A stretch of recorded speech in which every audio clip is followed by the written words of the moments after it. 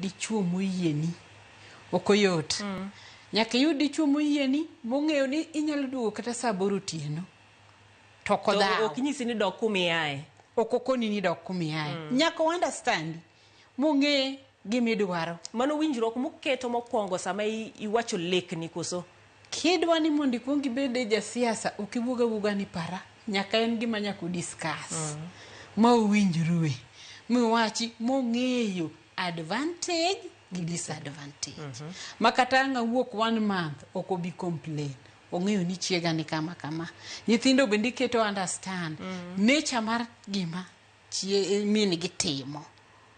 So that ging'e mama period ni mama onge chieng' makama mama oduogo kamano.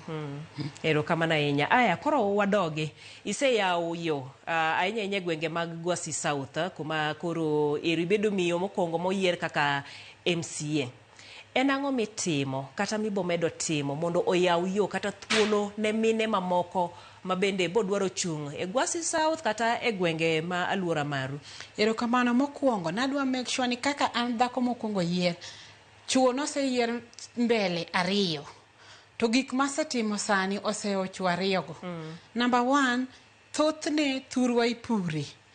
Nyaka yaw ne mine yo ma olembe gi chambgi ginyalo chopogo e chiro ka ok giting'o gi wigi kaka chon ne gitimo. Aseyawo yore mang'eny. Aseyawo yo manachako go Wiga, Kumbatha, nyaka Manyisia, migo Ring Road. Ma kawuono kidhi nyaka gari dhi, jogo pok noneno kata donuts nikech kata pikipiki nok nyal dhi. Kawuono gineno mtoka buses dhi mating' ji e dhot. Ase kunyo pige mano mana yo achiel kidhi Magunga is our town mantiere Gwasi.